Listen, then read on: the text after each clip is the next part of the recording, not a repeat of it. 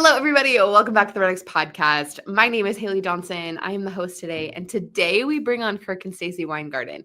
We talk about how they built a team from the ground up.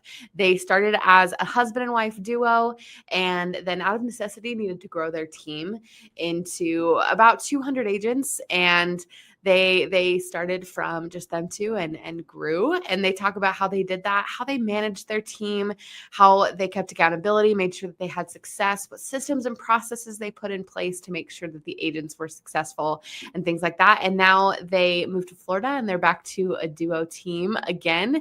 And so we kind of talk about where they're at now and what their goals are just as a team of two. So absolutely loved having them on. We of course just released our teams platform, and that's why we wanted to talk more about teams, team leading and managing a team, because of our new teams platform that allows you to manage your team and assign leads and optimize their performance and things like that. So if you want to give that a look, we'll have our teams product page linked below for you. And without further ado, let's get into the conversation with Kirk and Stacy. Hello, everybody. Welcome back to the REDX Podcast. I am so glad that you're here. We have some first-time guests with us, Kirk and Stacy Weingarten. Welcome to the podcast. Yeah, so excited to be here. Yes, of course. We are going to get into a really fun topic. If anyone has been following us on social media, or if you're a customer currently, we came out with a Teams platform. And so we are bringing on team leaders, people that have run teams, built teams, to talk about how they've done it and been successful, because we want to help team leaders out there who are looking to scale their production, of course. So before we get into the topic, though, Kirk and Stacy, could you give us just a brief intro into who you are for those that don't know you? Yeah, absolutely. So we're a husband-wife team, obviously. And, super excited to be here. Of course, we started our real estate career in the mortgage business, like many of us, and changed after 2008's crash. We started just as a husband and wife team, as we are, built a team to 10 agents, doing really good expired and FSBO calls, taking lots of listings, doing open houses, got into leadership for about 7 years as the vice president of a large firm, 200 agents that we coached, did about 1,200 sales a year. And, we're back to the Kirk and Stacy show, which we're super excited about, and just continue our path. I love that. That's amazing. So talk to me a little bit about the beginning when you jumped into real estate. It sounds like you became a team leader right away, or were you like solo agents, or how did that come to be?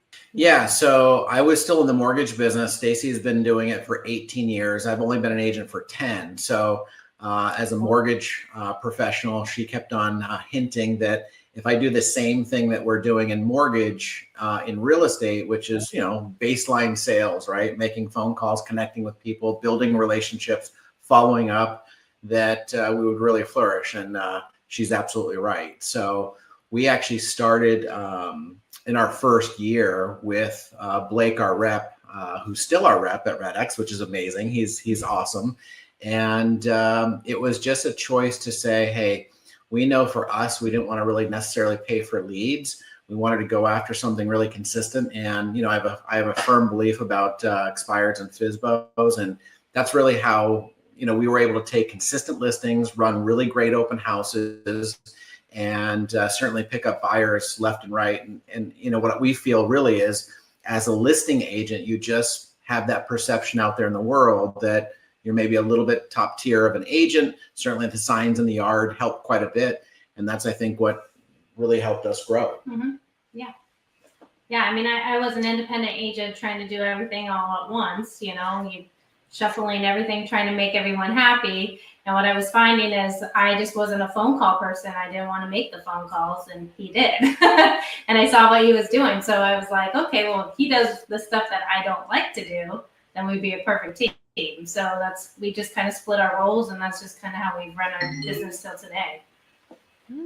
I love that. The husband and wife duo. It's hard to beat. So talk to me about it was just you two.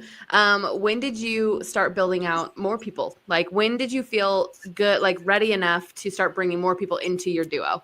Yeah, great question. I mean, it was out of necessity. So as Stacy, downplays what she does, she is absolutely the CEO of our company, runs everything that we do in the back end, knows every document, knows how to build the business. And really, it came down to the necessity piece, right? We were doing, 1 to 3 open houses a weekend. Became a little bit stressful between appointments and everything else, buyer showings and these things. So we said, you know what? If we were to add a couple of agents to take over just our open houses, it would really free up our time to take more listings, service the clients that we have. And that's really how it happened. 2016, we grew to, 3 agents. By the end of that year, we were at 10 agents. So it was just unbelievable, the engine that we produced through REDX's help and the systematic way that we're just prospecting and helping people kind of solve that puzzle. Yeah, because I think that is, I've talked to a bunch of team leaders that are like, yeah, I was doing really, really well, and I felt like I could scale it. I could teach other people what I was doing, and they could also see success. Because I think if you want to become a team leader, you want to build a team, you definitely need to have a solid foundation, right? You can't just jump into it without a system or a process that's working. And so sounds like you guys were doing so well, you needed help. So did you bring on listing agents, transaction coordinators? Like, what did that look like first? Transaction coordinator first. Yeah. Because I was my biggest year, I did 67 deals by myself with no transaction coordinator. So that was tough. Wow. Yeah, that's basically where we started, and then we got our first agent, and then kind of kept going from there. So okay. Agents, basically. All right. So talk to me then, if you brought on a transaction coordinator, things like that, but once you started having agents who were starting to make phone calls and things like that, how did you ensure, did you give them scripts? How did you ensure their success with prospecting and listing and open houses, like you said, as well? Yeah, I think it's just the systematic way that we're doing it, right? Lots of outlines, really easy to follow, checklist. Transaction coordinator helped a lot. But what we really found is that the agents that really wanted to flourish and learn the business did the actions, right? So what I would typically do as a coach is sit down with them, talk to them about really the concepts and ideas about FSBOs and expired specifically, right? Even the open houses too. What is the type of person that does this? If you are a for sale by owner, you're giving it a shot yourself, but we know the failure rate's really high. The seller fatigue is key.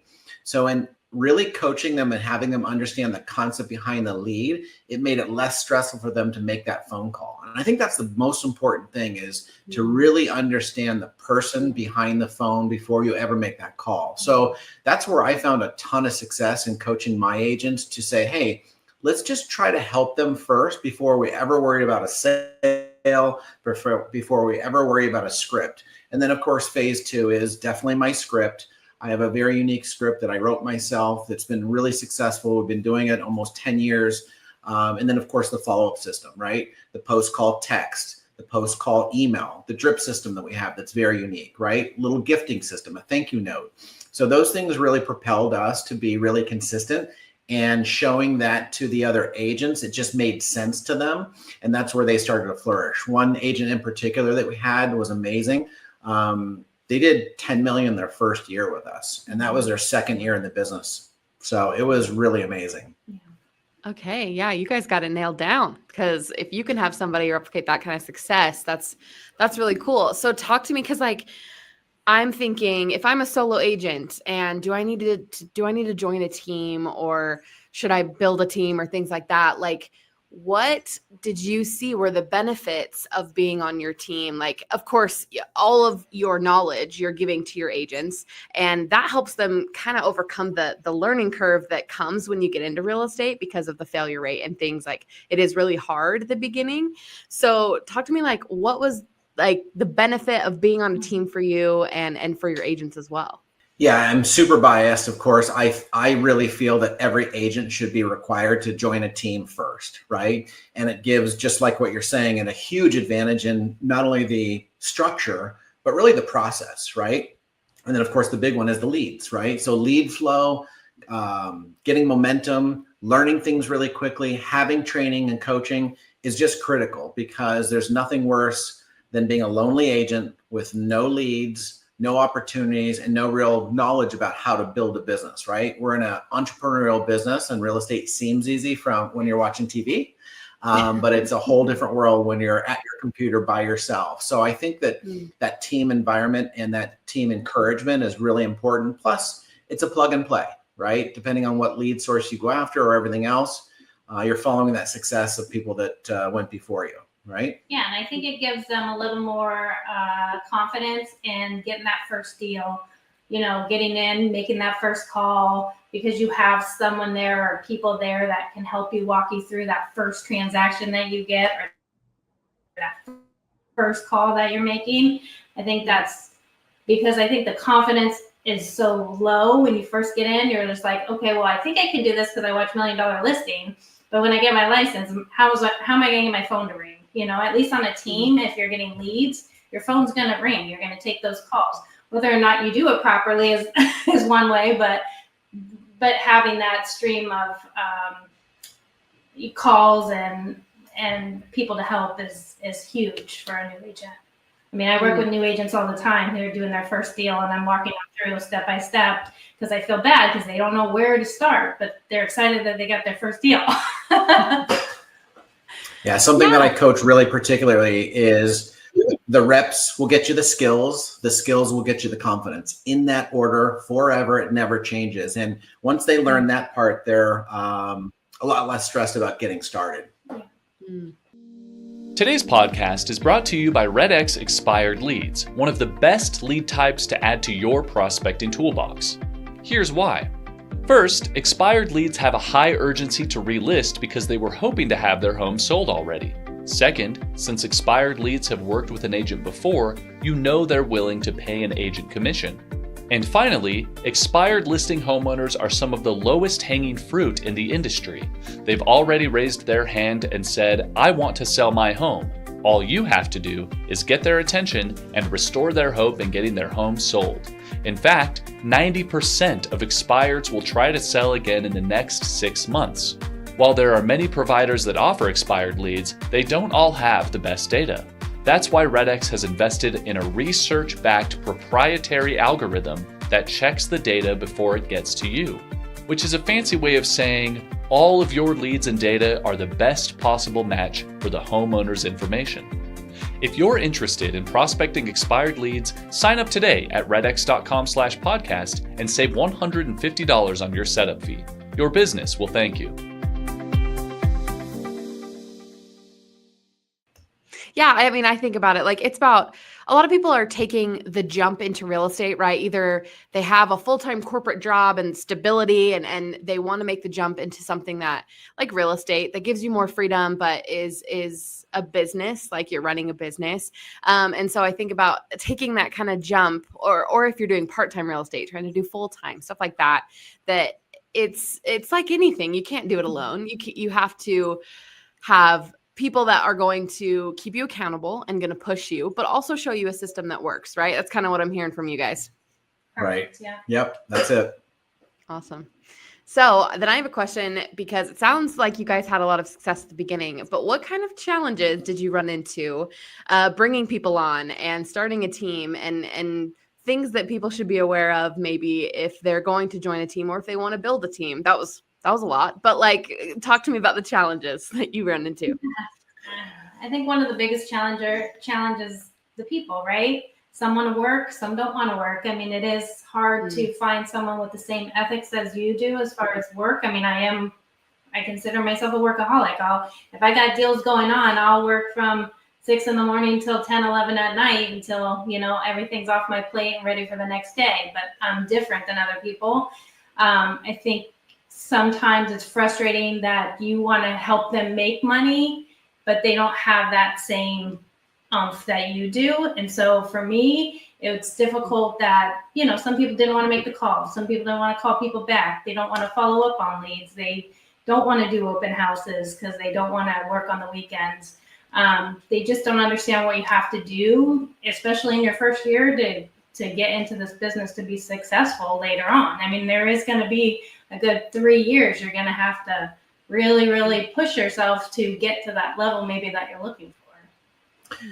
Yeah, no doubt. I mean, I feel that, half of what we do in real estate is real estate. The other half is mindset, right? Tom Ferry teaches us that mindset is the engine, right? And the reason why is, again, it is an entrepreneurial business. So people have to really understand that it is not a job. It is something that you have to go out there and get every single day, right? Now, you can build a consistent business that really works on automations or referrals and those type of things, but you got to get your clients from day one, right? And you do run out of family pretty quick. Aunts, uncles, parents that don't need to buy a house. Now you have to look to strangers. So it's an awesome business, but you do definitely have to really understand the dynamic of people, right? And you don't have to cold call, right? You can buy leads through Zillow and get live transfers and those kind of things. It's just what we find, as you probably know from the stats, it's very expensive and it's very risky if you're not able to convert. So that's why we feel that this system has been just absolutely amazing for us. Well, and I also feel that's why working on a team your first year, maybe for their first 3 years is great, because you can find your niche. Like, what do you want? What do you want to do? Do you want to work with expireds, FSBOs? Do you want to farm neighborhoods? At least it gives you, by working on a team, you can maybe figure out what it is that you like more than, and if you could do it faster than you would do it on your own. So, by talking to people and knowing what your options are to get business that might fit what you're looking for, and you might have fun, and you want to make sure that you're having fun and you love the business, Yep. Because there are so many different ways as far as referrals and farming and expired FSBOs that you can do and some people love that stuff and some people don't like it. So you got to find what you like. Yeah, no doubt. Yeah, I think that's the pros and cons of real estate, right? Like, the beauty is that there's so many different things that you can do, but also there's so many different things that you can do. So a lot of people might spread themselves too thin and pick something that isn't going to give you immediate business, especially if you're a new agent. That's why expireds and FSBOs are great when you're new, because you can just jump right into it and try to get your first listing, things like that. So, and what I'm hearing, like, when you were talking, Stacy, about people that might not want to work or don't have the same work ethic as you, like, I'm curious how you guys ensured accountability and like consistent performance from your agents. How did you have those conversations and push them and ensure that things were working? Yeah, I mean, I think it's just like anything. It's setting the right expectations, right? We were a big fan of doing goal setting, of course, right around this time. Stacy and I have been doing it since we've been together, 25 years. And it's just being honest with yourself first about what you want to achieve in life, in your business, personal. We write down everything from our vacations to things with our daughter to, of course, high achievement levels about what we want to do for our business. So I think that's first and foremost, is being really honest with yourself is what you want to achieve. And we try to convey that to the agents. Hey, you don't need to be me tomorrow. You don't need to be Stacy tomorrow. But where do you want to be in your business personally? Do you want to do 8 to 10 deals a year? Do you want to do 5 because you're part-time, or do you want to knock it out of the park and start looking at 30, 40, 50 deals a year?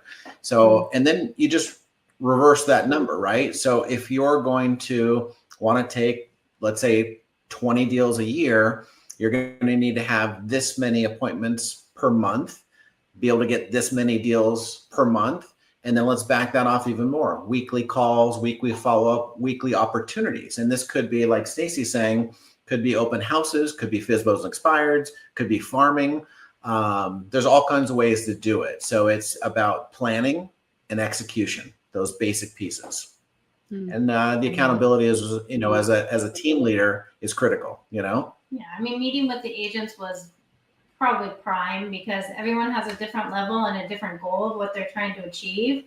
So you can't try to make someone who only wants to make $60,000 a year to, compare them to someone who's making $100,000 to $200,000 a year. It's just, they're just not into it that much. They don't need to make that much. They have a husband, they have kids, what it might be. But according to their goals is how we would keep them accountable, so that if they're telling me they want to be a $200,000 agent, well, if you're not making calls to get there, and you're not calling leads, and you're not doing the follow-up, and you're not going to open houses and all that, how are you planning on getting there? Because your phone's not going to just ring. and you're just not going to make that money. So sitting down and having those real conversations, which I'm a realist, I'm a numbers person. If it's there, black and white. There's the CEO coming out for you, just so you know. If you're telling me you want to do something, I'm going to try to get you there, but I can't get you there if you're not willing to do the steps. And that's what is great too about real estate is it is a numbers game. Like at the end of the day, you can calculate how many phone numbers you need to call and how many contacts you need. And like, you can see how long it's going to take you or whatever. And people's conversion rates are different, of course, but you can find out your numbers and see exactly what you need to do to reach your goals. And that is like what is so great and so crazy that people don't track their numbers or have goals like very number minded, because that is like the way to ensure success in real estate. And it's kind of, you can gamify it like, oh, I got to get 20 contacts today because I know 20 contacts and this will lead to that. Right. So I like that. I love that. I think that makes sense. What other like tools or lead generation strategies would you, because we've talked about expireds and FSBOs, of course, we've talked about follow-up and open houses, but what like tools did you guys use other than REDX that helped your agents meet their numbers and be successful? Yeah, I mean, basic CRM is critical, right? So I was actually one of the bigger guys at Follow Up Boss and Ylopo. I did some stage work for Ylopo, just really fully understanding your CRM, right? So I always like to say an unused weapon is a useless weapon, right? So if you're not using your CRM to its absolute fullest to keep you on track with who you need to follow up with, and drip emails and AI and those kind of things just make it so much easier. From when I first started as the old guy, it just is so easy to really plug into those pieces, right? So using your CRM really and understanding those things is probably the most important thing besides generating the lead itself, right? So you can really follow up with them. Another thing that we've had really a lot of success because we moved from Massachusetts to Florida. So we moved here 4 years ago, brand new market, knew nobody, right? So we literally started over. And we, of course, started with the FSBOs and expireds, did the open houses, and now we're into phase 3, which is farming. So we're extremely happy with how that's been going down here. We're in one of the largest gated communities here in Lakewood Ranch, Florida, and the opportunity is just unbelievable. So we have 7 new listings in our own community, and that's from a combination of, actually there was a couple of expireds, then we turn those over into mailing pieces. So we're doing just sold mail campaigns along with the quarterly mailers. And we just had our Thanksgiving pie giveaway where we gave away almost 100 pies this year and got an amazing amount of responses and just a feel good, actually, which is kind of neat. And this is our 3rd year. This is our 3rd year. Yeah. And so they finally caught on, I think, because now we're being called the pie people. Yeah. So farming, That's I think, amazing. is absolutely important. Yes. Okay. So this is such an interesting story because you went from just you two to building a team to building a bigger team. And now it's just back to you two again. So I'm curious, just what has been the hardest part? Like, was it getting started just you two? Was it scaling your team? Like, has the past couple of years been the hardest because you're kind of starting over? Like, what has been the hardest for you guys? Scaling the team was difficult, I think, because I think sometimes what you want when you train people, they sometimes think they know everything right away. So they get 1 or 2 deals and they're like, oh, this is easy. I know how it is. And you lose them, which to me is a compliment, basically, is because, hey, we train them how to get their, deals. We showed them how to do it. And now they feel more confident to go out and do it on their own. Perfect. That's what you're supposed to do. I think the biggest thing is scaling and then trying to get all the people on your team to actually do business.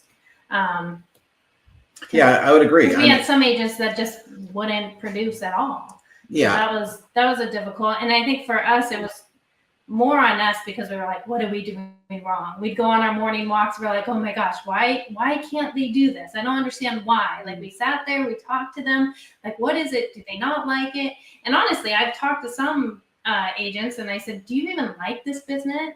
And I had one agent that said, no, I don't like it. And then I said, so why are you doing it? If you don't like it, don't do it. You shouldn't do a job you don't like, So, and that's something in there is that sometimes they get into it and they're just like, wow, there's so many moving parts. Like, I don't know if this is for me. And it's not for everybody. And that's okay. Yeah.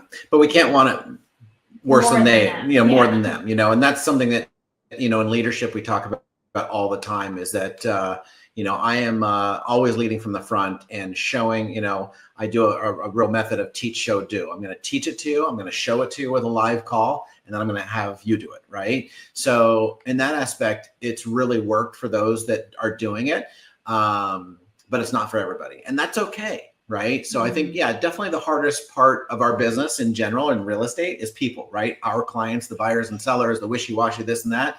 The second phase is the people on the teams, the people in our company, right? And just the different personalities and those type of things. That's standard from any industry across the world. But I think real estate has a uniqueness that not many people have pulled over the curtain and figure out what we actually do to earn a paycheck. We had an intern that just started with us, and he's very interested in real estate. He's 16.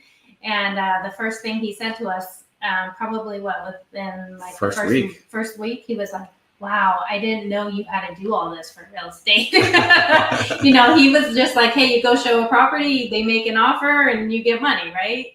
But he was like in awe. So now when he sits with us, he's just like, this is crazy what you guys do every day, just to get the wheels turning every day, to bring them through the funnel. It's interesting because that's something that like the everyday person doesn't understand all of the work that goes into being a real estate agent, which is what like justifies the commission and everything. When people talk about for sale by owners who don't want to pay a commission, right? And they get in their heads about agents don't do this or don't do that. And not all agents are created equal. So there's definitely not great ones out there, but building a team that is successful, and like the numbers that you guys were saying that your agents have done obviously shows that your agents are good at what they do. So I love that. If I'm an agent, let's say I'm a solo agent, I want to jump into being on a team. What do you think agents should look for on a team? Like in their team leaders, or what should I be looking for? Yeah, I would say the number one thing you want to look for is, look at their numbers, right? How many deals are they selling a year? Who's doing it? Is it all the team leader, or is it the rest of the group? I would say that a good mix would be 50% or less for the team leader and 50% to be the team. Because you don't want it to be 80% the team leader and then 20% of the team, because that means that the teams are not having those same successes or opportunities. So I would say number one, look at the numbers. Number two, you want to look at, of course, the commission splits based on what leads they're providing, which is important. And know that if you're paid a little bit less, it's because they're paying for everything for you, right? So everything has a cost. And then the third thing I would say is going to be culture, right? Do you fit with their type of culture? Are they all business, or do they like to go out and have a lot of fun? Happy hours and things like that. Of course, all of us realtors love that kind of thing because, of course, we do work hard, but there should be a pretty good mix, right? Culture is really important. Wherever you work, whether you're an employee or whether you're in a business yourself, you want to have a great culture. So I think those three pieces are really important. Well, and I think also you want to see how involved the team leads are going to be with you.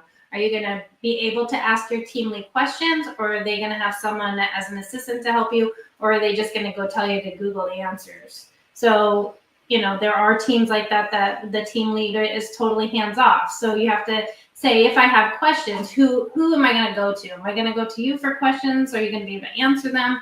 Or, how's that process work? Because you do want to make sure that your team lead is available to you. I was a little crazy. I would write offers with my client or with my team. If they got an offer at 10 o'clock at night, I'd be sitting with them for 2 hours showing them how to write an offer. But that's just who I was personally, because I know how it is to have a deal and to say you're going to wait the next day, that deal could be gone. So you can't really waste the time on that. So it is kind of important to make sure you have a strong contact you can talk to. I love it. So on the flip side, if I'm looking to build a team, like what advice would you give to somebody who is a potential team leader who thinks like, wow, my system is like, it's to a T. I'm doing really great. I want to scale this. What advice would you give to that person? Yeah, I would say go for it, right? You miss 100% of the shots you don't take. I think the important part to know is that as the team leader or as, you know, a successful agent continues, it is difficult to bring people on. So should you be bringing on a TC or an admin first before you can support agents? I think the way that we did it organically, our first time building a team, was really good because we just had too many open houses to service. And grabbing a good buyer's agent was fairly easy, and just saying, hey, can you cover a couple of my good open houses? You get all the leads from them, those kind of things. I think that's, you know, a great way to start, right? If you really want to scale quickly, of course, there's every coach out there that will show you how to do those things. But I think the most important thing is hiring right. You know, you want to be able to do it in a way where you can get, you know, agents that are of your same caliber, seeing the same vision, and are going to work as hard as you are. Yeah, and if you're thinking of starting, I mean, start small first. You know, either you're hiring your transaction actual process is working, because if they're getting deals and things seem to happen with them, then add on to that, you know. So because you are going to learn things as you go, and you're going to know that maybe what worked for you isn't going to work exactly for the team. Right. Amazing. Kirk and Stacy, we're out of time here, but I appreciate you so much talking to me about how you built your team. It's such a interesting story and like where you guys are at now. But like last question before we sign off here, but where are you headed now? Now that you're it's just you two, like are you wanting to build a team where you're at, or are you guys like just the two duo? Like talk to me about what your goals are now. We are the duo again. Yeah, I think we're really happy to do this together again. You know, I love working next to my wife, and we just have such separate roles. I'm sales and marketing. She does all the real estate, all the negotiations, all the buyer stuff. It's just kind of fresh again for us. So I think that it is kind of a ride into the sunset here in Lakewood Ranch. We're lucky to be in Florida. You know, our deals have doubled average transaction and those kind of things. So we're just enjoying it again. And I think that's the most important thing for us. Yeah. I mean, yeah, we do such separate roles that it's now like all we have to do is concentrate. And I love my agents, but it is nice not to get a call every 5 minutes on how to do a deal.